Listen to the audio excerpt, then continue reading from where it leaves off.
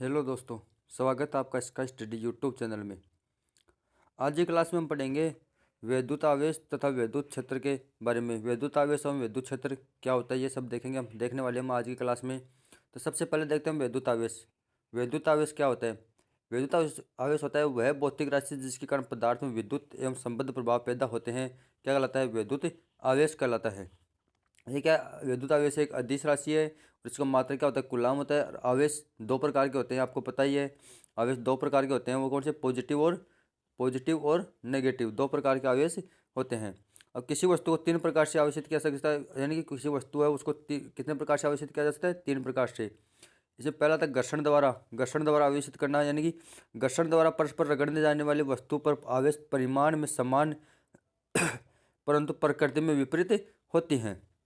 जैसे कांच की छड़ को रेशम के कपड़े से रगड़ने पर कांच की छड़ धनावेशित तथा रेशम का कपड़ा क्या हो जाता है? ऋणावेशित हो जाता है। दो नंबर आता है प्रेरण के कारण आवेशित।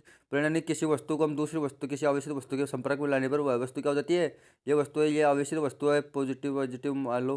तो इसकी इस वस्तु के कारण इसको इसके पास में ला रहे हैं, तो इसके कारण यानी कि आवेशित हो जाते हैं। क्या हो गया? प्रेरण द्वारा आवेशन।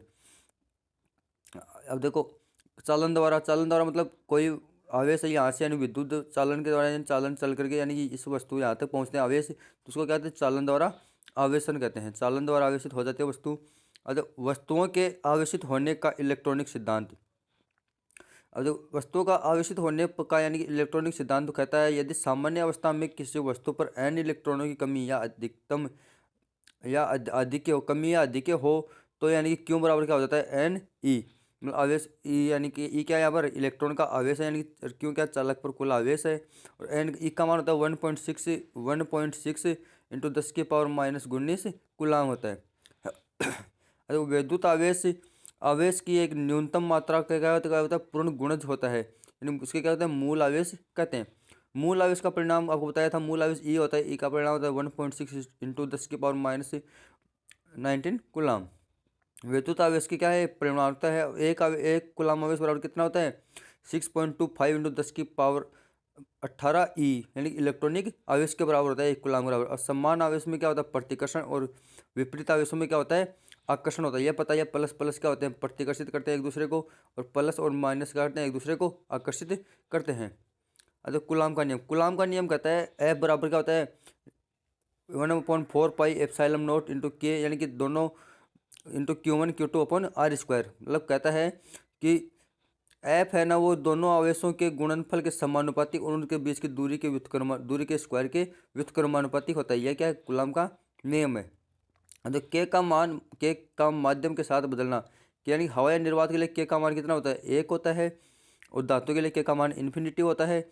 और अन्य पैराविद्युत माध्यम के लिए के का मान क्या होता है? 1 से कम होता है। के का मान 1 से ज़्यादा होता है, ज़्यादा होता है। तो के विद्युत पदार्थों को यानी कि आपेक्षिक विद्युतशीलता भी कहते हैं। तो 1/4 पाई एप्सिलॉन नॉट का मान होता है 9 into 10 newton into metre square प्रति कूलम स्क्वायर हो जाएगा। एप्सिलॉन नॉट का मान होता है 8.85 into 10⁻12 coulomb square newton into metre square. ये इंपॉर्टेंट है, यहाँ से क्वेश्चन बन सकता है इंपॉर्टेंट, यानी कि इसका एप्सिलॉन नॉट का मान पूछ ले सकता है आपको। तो किसी पैराविद्युत माध्यम की विद्युतशीलता ई क्या होती है? एप्सिलॉन क्या होता है? एप्सिलॉन बराबर एप्सिलॉन नॉट इंटू के आ जाएगा। अब के बराबर क्या होता है? एप्सिलॉन नॉट बराबर F0/F हो जाएगा। अब देखो एफ क्या है? वायु में दो आवेशों के मध्य बल है। F0 क्या है? माध्यम में उन्हीं आवेशों के मध्य बल, जबकि दूरी क्या है? नियत है। तो यानी F1/F2 बराबर कितना हो जाएगा? 1/R1² / 1/R2², यदि आवेश क्या स्थिर है। देखो R2 n R1 बराबर क्या होता है? F2 बराबर F2/n²। F1 बराबर n² F2 हो जाएगा। देखो विद्युत आवेश का मात्रक ऐसा ही मात्रक होता है कूलम, सीजीएस मात्रक होता है, स्टेट कूलम होता है, ESU। अब देखो आवेश का विद्युत चुंबकीय मात्रक क्या होता है? EMU होता है, इलेक्ट्रोमैग्नेटिक यूनिट होता है। एक AMU बराबर हो जाएगा 3 इंटू 10⁻10 इलेक्ट्रोमैग, यानी कि ESU, यानी कि 10 कूलम हो जाएगा। अब देखो आगे देखते हैं आवेश का सतत वितरण। आवेश का सतत वितरण क्या होता है? किसी वस्तु को दिए गए आवेश का उस वस्तु पर समान रूप से वितरित हो जाना क्या कहलाता है? सतत वितरण कहलाता है। यदि आवेश वितरण क्या एकविमीय है तो रेखीय आवेश वितरण कहलाएगा। द्विविमीय है तो क्या होगा? पृष्ठ आवेश वितरण कहलाएगा। त्रिविमीय है तो आयतन आवेश वितरण हो जाएगा। तो रेखीय आवेश वितरण, रेखीय आवेश वितरण होता है आवेश किसी रेखा के अनुदिश समान रूप से वितरित होता है तो उसके रेखीय आवेश वितरण कहते हैं। आवेश का रेखीय घनत्व यानी कि तार की प्रत्येक एकांक लंबाई पर उपस्थित आवेश का परिमाण क्या हो जाएगा? घनत्व, रेखीय घनत्व लेमडा हो जाएगा। उसका लेमडा मान होता है क्यू अपॉन एल। क्यू बराबर क्या हो जाएगा? Lambda into L, lambda into L हो जाएगा। लेमडा का एसआई मात्रक, लेमडा का एसआई मात्रक होता है कूलाम प्रति मीटर। और वी में सूत्र कितना हो जाएगा? L-1 T इंटू ए, ये हो जाएगा टी ए, जिसका वी में सूत्र हो जाएगा। अब देखो वर्ताकार तार पर रेखीय आवेश घनत्व, वर्ताकार तार पर रेखीय आवेश घनत्व लेमडा बराबर कितना है? Q upon two pi R, जहाँ आर क्या है? त्रिज्या है। और जो पृष्ठ आवेश वितरण, पृष्ठ आवेश किसी पृष्ठ पर समान रूप से क्या होता है? वितरित रहता है। जो आवेश का पृष्ठ घनत्व है, आवेश का पृष्ठ घनत्व कितना होता है? पृष्ठ के एकांक क्षेत्रफल में उपस्थित आवेश का परिमाण पृष्ठ का घनत्व का एसआई मात्रक कितना होता है? पृष्ठ घनत्व का एसआई मात्रक होता है कूलाम प्रति मीटर स्क्वायर हो जाएगा। और वी में सूत्र L⁻⁻2T इंटू ए हो जाएगा। और पृष्ठ आवेश घनत्व सिग्मा बराबर क्यू अपॉन ए, तो क्यू बराबर सिग्मा ए। गोलीय कोष पर पृष्ठ आवेश घनत्व सिग्मा बराबर कितना है? Q upon 4 pi R square. R क्या है? यहाँ पर त्रिज्या है। आयतन आवेश वितरण क्या होता है? किसी आवेश किसी वस्तु के संपूर्ण आयतन में समान रूप से वितरित हो तो उसके क्या कहलाते हैं? आयतन आवेश वितरण। और आवेश का आयतन घनत्व कितना हो जाएगा? डेल बराबर कितना? क्यू अपॉन वी, तो क्यू बराबर क्या हो जाएगा? पीवी हो जाएगा। रो वी यानी पीवी बोल सकते हैं। रो क्या है? किसी वस्तु के एकांक आयतन में उपस्थित आवेश का परिमाण। आयतन आवेश घनत्व का मात्रा कितना? कूलाम प्रति मीटर क्यूब हो जाएगा। वी में सूत्र L⁻³ T ए हो जाएगा। अचालक गोले के आवेश घनत्व, अचालक गोले का यानी कि आवेश का आयतन घनत्व कितना हो जाएगा? डेल बराबर कितना? Q upon 4/3 pi R cube, तो 3Q/4 पाई आर क्यूब हो जाएगा। जहाँ आर क्या? गोले की त्रिज्या बोल सकते हैं हम, आर गोले की त्रिज्या है। देखो विद्युत क्षेत्र, विद्युत क्षेत्र क्या है? किसी विद्युत आवेश तथा विद्युत आवेशों के निकाय के चारों ओर स्थिर वह क्षेत्र जिसके अंतर्गत आवेशित कण आकर्षण अथवा प्रतिकर्षण बल का क्या कहता है? अनुभव करते हैं। प्रतिकर्षण बल का अनुभव करते हैं वो क्या कहते हैं? विद्युत क्षेत्र कहलाते हैं। विद्युत क्षेत्र की तीव्रता यानी ई बराबर कितना हो जाएगा? F/Q0 हो जाएगा विद्युत क्षेत्र की तीव्रता। सदिश राशि, सदिश राशि यानी कि ऐसा ही मात्रा न्यूटन प्रति कूलाम हो जाएगा। वी में सूत्र M/L T⁻³ A⁻1। तो विद्युत आवेश के कारण तीव्रता ई बराबर कितना हो जाएगा? 1/4 pi epsilon naught into K into Q upon R square हो जाएगा। अब ना आवेश के कारण ई वेक्टर की दिशा यानी आवेश क्या होती है? दूर होती है। और ऋणावेश के कारण ई वेक्टर की दिशा कितने आवेश की ओर होती है। और अनेक आवेशों के कारण परिणामी तीव्रता के ई की यानी सभी को क्या हो जाएगा? सदिश योग हो जाएगा। ई बराबर क्या? E1 E2 E3 ऐसे सदिश योग हो जाएगा। अब देखो विद्युत क्षेत्र में यानी कि विद्युत क्षेत्र में विद्युत आवेश पर बल, विद्युत आवेश पर बल F बराबर क्या हो जाएगा? कितना हो जाएगा? Q इंटू ई। तो F बराबर कितना? F का परिमाण कितना हो जाएगा? F बराबर क्या हो जाएगा? Q ई हो जाएगा। और F की दिशा क्या है? धनावेश पर यानी कि क्षेत्र की दिशा में होगी, ऋणावेश पर यानी क्षेत्र की विपरीत दिशा में हो जाएगी। और वर्ताकार आवेशित वलय के कारण इसकी अक्ष पर, इसके केंद्र से अक्ष दूरी पर यानी कि विद्युत क्षेत्र कितना हो जाएगा? केंद्र से विद्युत क्षेत्र की दूरी पर यानी आर क्या? छल्ले की त्रिज्या है। और क्यों क्या है? छल्ले पर आवेश है, तो यानी ई विद्युत क्षेत्र की तीव्रता हो जाएगी। यानी ई बराबर 1/4 pi epsilon not Q into अक्ष अपॉन आर स्क्वायर प्लस अक्ष स्क्वायर की पावर 3/2 इतना यह हो जाएगा। यानी कि किसी यानी कि वर्ताकार आवेशित वलय के कारण इसकी अक्ष पर यानी केंद्र से अक्ष दूरी पर विद्युत क्षेत्र और इसकी दिशा यानी कि छल्ले के केंद्र से यानी बाहर की ओर होती है। अब देखो विद्युत बल रेखाएं, विद्युत बल रेखाएं क्या होते हैं? विद्युत क्षेत्र में खींचा गया वह काल्पनिक निष्कोष्ठ यानी वक्र जिस पर एक स्वतंत्र व पृथकृत आवेशित गति करता है वो क्या होते हैं? विद्युत बल रेखाएं कहलाती हैं। अगर विद्युत बल रेखा किसी बिंदु पर खींची गई स्पर्श रेखा उस बिंदु पर विद्युत क्षेत्र की दिशा को क्या करते हैं, प्रदर्शित करती हैं। यानी विद्युत बल रेखाओं पर यानी खींची गई यानी स्पर्श रेखा है वो यानी विद्युत बल रेखाओं की दिशा को, विद्युत क्षेत्र की दिशा को प्रदर्शित करती हैं। अब विद्युत क्षेत्र का निरूपण विद्युत बल रेखाओं के द्वारा किया जाता है। यानी कि ये कुछ विद्युत क्षेत्र इसको बल रेखा यानी कि इस प्रकार से हो जाएगी विद्युत बल रेखाएं। चुंबकीय बल रेखाओं यानी चुंबक से यानी कि जो निकालते हैं हमें वो बल रेखा विद्युत चुंबकीय बल रेखाएं हो जाती हैं। विद्युत बल रेखाओं के गुण, विद्युत बल रेखाओं के गुण ये परस्पर एक दूसरे को काटते नहीं है, ये धनावेश से निकलते हुए ऋणावेश में प्रवेश करती हैं यानी पॉजिटिव से नेगेटिव की ओर जाती हैं, नेगेटिव की ओर जाती हैं। इनके किसी बिंदु पर खींची गई स्पर्श रेखा यानी विद्युत क्षेत्र की दिशा को व्यक्त करती है, ये आपको समझा दिया है। अच्छा विद्युत द्विध्रुव, विद्युत द्विध्रुव क्या होता है, परिमाण में समान तथा प्रकृति में विपरीत दो आवेशों पर परस्पर कुछ दूरी पर रखने पर उनसे बना निकाय क्या, तो विद्युत द्विध्रुव है। ये यानी कि पॉजिटिव चार्ज है जिनका परिमाण क्या समान है, ये नेगेटिव चार्ज है। इनके बीच के ये दो यानी कि कुछ दूरी पर रख दिया इनको हमने, तो इनके यानी कि ये क्या बन गया, विद्युत द्विध्रुव बन गया। तो द्विध्रुव अणु यानी H2O HCl आदि का विद्युत द्विध्रुव है।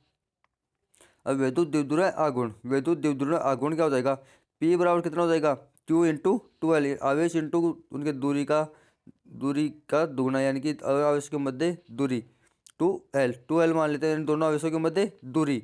और सदिश राशि दिशा क्या है इसकी, द्विध्रुव की अक्ष के अनुदिश हो जाएगी, ऋणावेश क्या है, धनावेश की ओर हो जाएगी, ऋणावेश से धनावेश की ओर। ऐसा ही मात्रा क्या हो जाएगा, कूलाम इंटू मीटर, सीजीएस मात्रा कूलाम इंटू सेंटीमीटर, वी में सूत्र m0L T इंटू ए हो जाएगा, वी में सूत्र आ जाएगा इसका। अब देखो नोट, द्विध्रुव आघूर्ण का यानी कि एक मात्रक यानी डेबाई भी होता है, एक डिबाई बराबर कितना 1/3 इंटू 10⁻⁻29 कूलाम इंटू मीटर। तो विद्युतीय क्षेत्र में द्विध्रुव बल युग्म का अनुभव करता है तथा यह घूर्णन गति करता है। द्विध्रुव यानी बल युग्म का क्या अनुभव करता है, बल युग्म का, तो यानी कि ये घूर्णन गति करना प्रारंभ कर देता है विद्युत क्षेत्र में। अब देखो विद्युत क्षेत्र में यानी कि विद्युत द्विध्रुव है पर करने वाले बल युग्म का यानी बल आघूर्ण कितना हो जाएगा, यानी कि बल युग्म आघूर्ण कितना हो जाएगा, ई बल युग्म आघूर्ण हो जाएगा F बराबर क्या हो जाएगा, Q इंटू ई हो जाएगा। तो P बराबर क्या है, ये डायग्राम समझ लेना, डायग्राम में यानी ये कुछ द्विध्रुव माइनस और ये पॉजिटिव हो गया ऊपर, तो यानी कि डायग्राम अच्छे से समझ लेना आप। ये द्विध्रुव है कोई यानी माइनस से पॉजिटिव यानी कि इस तरह से घूम जाएगा, तो ये डायग्राम से आपको कोई ज़्यादा मतलब नहीं है। इसमें ए बराबर क्या है, क्यू इंटू ई, पी बराबर क्या है, क्यू बराबर क्या है 12 पॉजिटिव से क्या है नेगेटिव से पॉजिटिव की ओर। अच्छा टो बराबर क्या है, एक बल इंटू दोनों बलों के बीच की दूरी, तो टो बराबर क्यू ई इंटू ए के, तो टो बराबर क्या है Q E into A B sine theta, तो यानी कि Q E into 12 sine theta, A के बी बराबर क्या, टो बराबर क्या है P E sine theta, tau बराबर क्या है पी इंटू ई हो जाएगा। जब थीटा यानी 0 है तो टो का यानी बराबर क्या हो जाएगा पी 90 डिग्री, टो बराबर क्या हो जाएगा पी हो जाएगा। जब पी क्या है, पी क्या है लंबवत है ई के, लंबवत है, जब पैरेलल है तो यानी कि क्या हो जाएगा तो पी, और जो टो बराबर 180 डिग्री है यानी पी और ई क्या है एक प्रति समांतर है, तो टो बराबर कितना 0 हो जाएगा। विद्युत द्विध्रुव द्वारा किया गया कार्य डब्ल्यू बराबर कितना P E into 1 minus cos theta. तो विद्युत द्विध्रुव द्वारा किया गया कार्य द्विध्रुव में स्थितिज ऊर्जा के रूप में संचित होता है, और विद्युत द्विध्रुव में संचित स्थितिज ऊर्जा यानी कि ईपी बराबर कितना हो जाएगा डब्ल्यू यानी किया गया कार्य बराबर PE into 1 minus cos theta हो जाएगा। देखो यदि थीटा बराबर 0 डिग्री है तो कोस थीटा का मान 1 होता है, और डब्ल्यू बराबर कितना होता है ईपी, और तो पी बराबर 1 माइनस 1 0, तो डब्ल्यू बराबर कितना होता है 0 हो जाएगा। अगर यदि 90 डिग्री है तो कोस थीटा का मान 0 होता है, तो डब्ल्यू बराबर ईपी बराबर किया गया कार्य कितना किसके पीई के बराबर हो जाएगा। 180 डिग्री है तो यानी -1 होता है, तो यानी कि डब्ल्यू बराबर ईपी होता है, तो 2 पीई हो जाएगा। अब देखो विद्युत द्विध्रुव के कारण विद्युत क्षेत्र तथा विद्युत विभव देखते हैं। ई बराबर कितना होता है 1/4πε0 P upon R cube into 1+3 cos square theta, ये क्या हो जाएगा विद्युत क्षेत्र हो जाएगा। स्पेशल कंडीशन में हवा या निर्वात में ये स्पेशल कंडीशन देखते हैं, यदि थीटा का मान 0 है तो ई का मान हो जाएगा 1/4πε0 2p अपॉन आर क्यूब हो जाएगा। यदि 90 डिग्री है तो यानी ई बराबर 1/4πε0 पी अपॉन आर क्यूब, ये हो जाएगा।